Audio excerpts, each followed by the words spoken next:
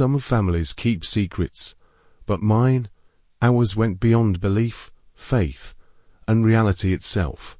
Growing up, I thought my life was as typical as anyone's. I went to school, spent weekends with friends, and came home to my dad's cooking and the familiar creak of the front door.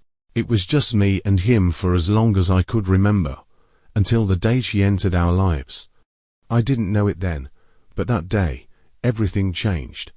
At first, she was charming, kind of figure who seemed to bring warmth to our little world. She was always there, a constant presence, filling every corner of our home with laughter and life. She'd tell stories, cook elaborate dinners, and shower us with attention, and though we were the family she had always wanted. But there were parts of her I couldn't quite understand. She'd leave late at night, barely explaining where she went. Strange symbols began appearing in our house, small things, like little carvings on our jewelry, or marks near doorways, that she said brought peace and wellness. She'd brush off questions with a soft laugh and a warm smile, insisting it was all part of her spiritual journey. Then she began introducing us to her community. At first, it sounded innocent, a gathering of friends who met to share positive energy and find inner peace. My dad embraced it, eager for us to build a sense of connection. But something was off. There was a seriousness, an intensity in their eyes, like they were all waiting for something I wasn't privy to. I tried to tell myself it was nothing, that she was just a bit more spiritual than most. But as time went on, things only grew more unsettling. Little by little, this group became more than just her friends. They started becoming part of our lives, our daily routines, our conversations, even the very atmosphere of our home. What I didn't realize back then was just how tightly they held her under their sway, or that their intentions went far beyond community. And somewhere in those moments, those brief flashes when her mask would slip, just enough to reveal something beneath it, I started to wonder if the person we let into our lives was not who she claimed to be. Today, looking back, I realize we were pulled into something far more twisted than we could ever imagine. Our family wasn't exactly picture perfect, but it worked. For as long as I could remember, it was just me and my dad, a routine we had built up like walls around us. Then one day, my dad met her. She was refreshing, gentle, with this quiet kind of confidence. They married fast, maybe a little too fast, but she fit right into our lives like she'd always been there. At first, she seemed perfect. She laughed easily, cooked dinners that filled the house with incredible smells, and had a way of making our ordinary life feel a little brighter. My dad adored her, and even I couldn't help but feel like we had lucked out. But it didn't take long for the little things to start piling up. Little things that seemed insignificant on their own, but didn't sit right when you added them all together. There were her rituals. She called them her grounding exercises. At odd times, she'd sit in our living room or kitchen, tracing her fingers over small objects, almost like she was blessing them. She'd arrange dried herbs or light candles in patterns, whispering things under her breath, words I didn't recognize, words that felt thick and heavy, like they were pulling something into the room. It became a normal sight, little symbols chalked onto doorways, bundles of herbs tied above our bed frames, for protection, she said, always with that calm smile. I shrugged it off, and so did my dad. Everyone has their quirks, he'd say. She's just a little spiritual. And then there was her community. It started with casual mentions. She'd talk about friends she was meeting up with, or a group that held gatherings to share energy and explore inner strength. My dad saw it as harmless. He liked that she was part of something outside our family. But as the months went by, she began spending more time with them, holding longer and longer meetings, always in private. One night, I heard them in the basement, murmurs, soft chants, an odd hum that filled the air. I asked her about it once, curious. She just smiled, brushing her hand along my shoulder, and told me it was a place where she felt at peace. She made it sound beautiful, wholesome even. But there was something in her eyes, something in the way she didn't quite answer the question. That left me feeling uneasy. And so we let it slide, over and over again. Each strange behavior explained away as just her way. A small price to pay, we thought, for someone who made our lives feel a little less lonely. But behind each of those little quirks, I could sense there was something she was keeping from us, something hidden, just out of sight. It was gradual at first, subtle things that you could almost ignore. She started staying up late, long after my dad and I went to bed. I'd wake up to whispers, a low coming from the other side of my wall.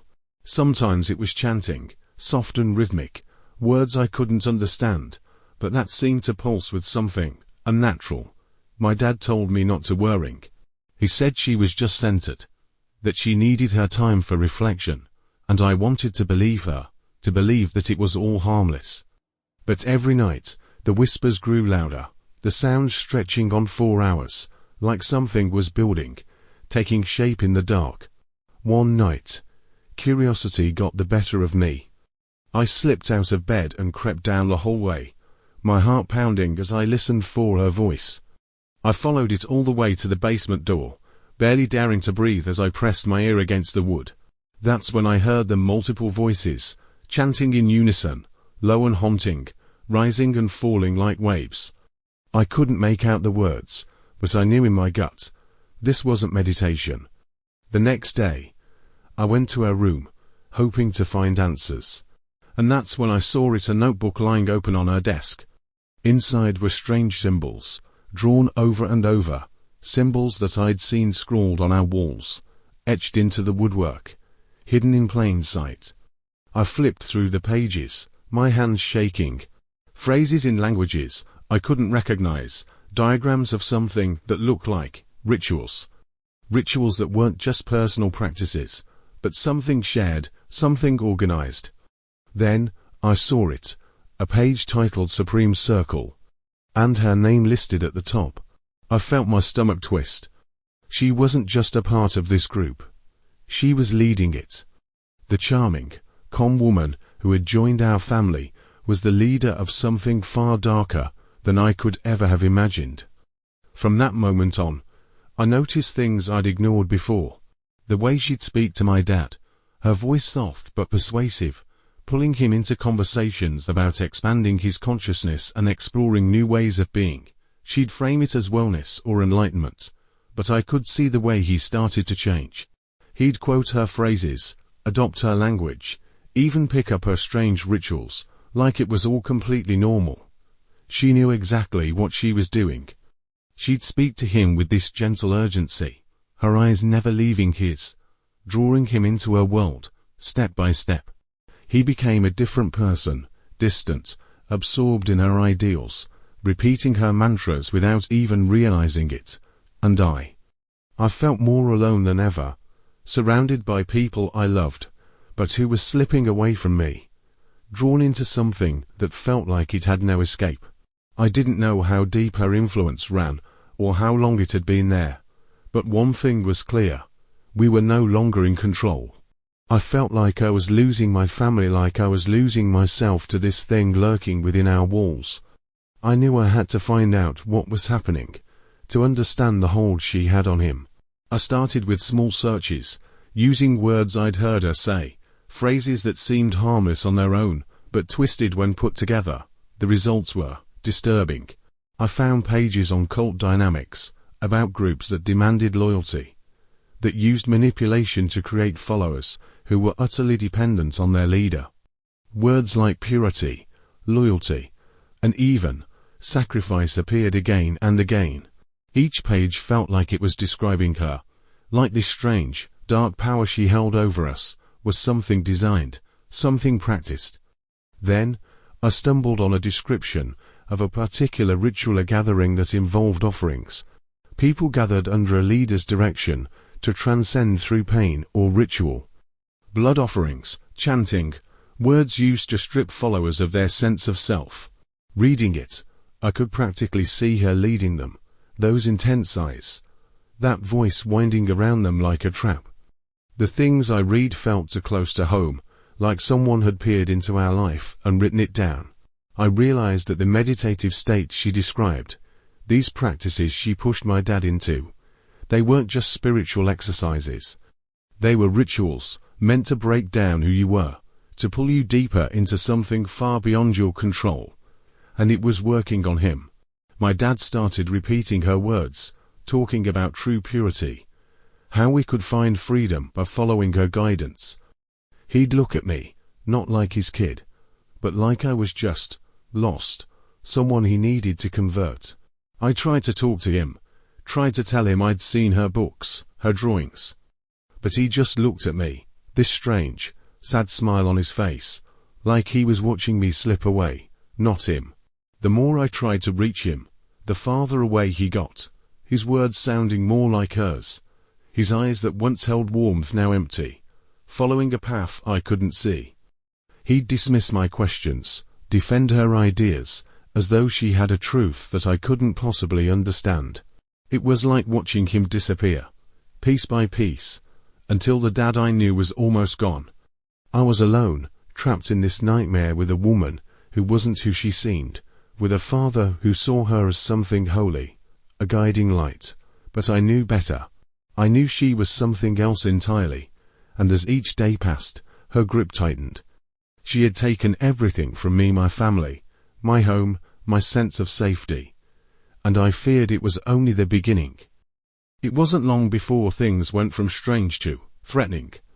One night, I found a symbol scratched onto my door, a shape I'd seen in her books, crude, but unmistakable. It felt like a warning, a reminder that I wasn't just an outsider in her world, but a threat to it. After that, things started happening quickly. Every time I'd step outside or walk down the street, I'd feel eyes on me, people from her community, watching me, barely hiding their stares. It wasn't subtle. They wanted me to know they were watching. I tried to get help. I told my friends what I'd seen, showed them photos of the symbols, tried to explain the late-night chants, the secrecy, the fear. They listened, but it was like they couldn't truly believe it. It all sounded unbelievable, even to me. I even went to a school counselor, telling her about my stepmom's control over my dad and the strange gatherings in our basement. She looked at me, concerned, but her words felt hollow. That sounds hard. She didn't see it the way I did. To her, it was just a family issue. But to me, it was survival. I felt like I was screaming into a void, my pleas bouncing back at me unanswered. There was no one who could help, and each day, the threat felt closer, more real, until the air in our home was thick with fear. Then came that night. I was up late, trying to read, anything to keep my mind away from the darkness around me. That's when I heard it, the chanting, louder than ever, rising up from below, was trying to claw its way through the floor. I followed the sound, unable to stop myself, each step feeling heavier, colder. I crept to the basement door and cracked it open, peering inside. There they were, the whole group, kneeling in a circle around her, my stepmom in the center.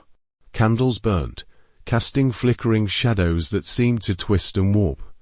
Her voice led them, deep and steady, like she was guiding them through a trance. And there, in her hand, was a list of names, some crossed out, some circled. And there, near the bottom, was mine. I felt a chill creep up my spine, my heart pounding so hard I thought they'd hear it. I stumbled back, desperate to stay quiet, to get out before they saw me. As I turned to leave, her voice cut through the room, commanding, powerful. She spoke of purity, of those chosen to transcend, her words chilling in their finality. I didn't wait to hear more. I ran, slamming the door behind me, my feet barely carrying me, as I raced to my room, my mind spinning, desperate for a way out. She was after me. She wanted me gone. And now, there was no one left to help. I knew it was my last chance. I had to get through to my dad to shake him from whatever hold she had over him. That morning, I found him alone in the kitchen, his eyes distant, tired. I took a deep breath, the words spilling out before I even knew what I was saying. Everything about the cult. Her plans. What I'd seen. I begged him to listen. To remember who he was. Who we were before she came into our lives. He just looked at me. Torn. His face flickering with doubt. With fear. I could see the part of him that knew something was wrong. But that voice was buried so deep. Smothered by her influence. You don't understand, he whispered. Eyes fixed on me like he was pleading for me to see it his way. As if this nightmare was somehow okay. It was like she'd hollowed him out. Left nothing of the dad I once knew. He was too far gone. I knew then that I was alone. I turned and found her standing there. As if she'd been waiting. Her gaze locked onto mine. Cold and piercing. A slight smile tugging at her lips. She tried to tell me her truth, speaking of purity. Of a vision that could save us all. A future that only she could see. Her words were wrapped in promises. Half-truths. Each one digging deeper. Twisting reality until it barely resembled the world I knew. But I could see through her now. She wasn't enlightened. She was something else entirely. Something that wanted control. That needed followers. Even if it meant destroying everything that made us human. It was then that I knew if I didn't leave now, I'd be trapped in this nightmare forever. I turned to run. But her voice followed me. Calling out warnings. Almost promises of what would happen if I left. I threw open the door. Racing down the steps and into the street, my heart pounded as I ran. Every shadow. Every distant figure feeling like it was closing in. I could feel them behind me. Could hear footsteps echoing mine. Each one a reminder that this wasn't over. Finally, I found shelter. But the fear was still there. Creeping under my skin. I had escaped. But part of me knew she would never really let me go. I had seen her world. And she had left her mark. A scar that would never fully fade. And even now, after all these years, there are nights when I still look over my shoulder wondering if she is out there. Watching. Waiting for me to return. In the years since that dark chapter of my life, I've spent countless nights wrestling with the memories of what I endured. The scars are still there. Hidden beneath the surface, but never fully healed. I learned to rebuild. To find moments of peace. Yet the echoes of my past continue to whisper in the quiet hours. Sometimes, it feels like I am to people one who moves forward, and another still trapped in that basement. Filled with dread and uncertainty, I found solace in therapy and community. But the impact of those experiences lingers. It is like a shadow that never fully leaves, reminding me of how easily one can slip into darkness without even realizing it. I learned to be vigilant, to trust my instincts and recognize the signs of manipulation and control that can take hold, often disguised as love or enlightenment. To anyone listening, I urge you to pay attention to the subtle signs of cult-like behavior, the isolation from family and friends, the insistence on loyalty above all else, and the pressure to conform to a leader's ideology. When someone seeks to control your thoughts, to make you doubt your reality, that is when the red flags start waving. Always question what you were told. Seek diverse perspectives. And remember that true connection doesn't come at the cost of your identity or freedom. Trust your gut if something feels off. It probably is. Cults thrive on secrecy and fear. And the sooner you recognize those patterns, the safer you'll be. As for me, to this day, I can't help but look over my shoulder, just in case, because, deep down, I know she might still be watching, waiting for the moment I let my guard down. And in that uncertainty, the real horror lies, the horror of knowing that some nightmares never truly end. Subscribe now.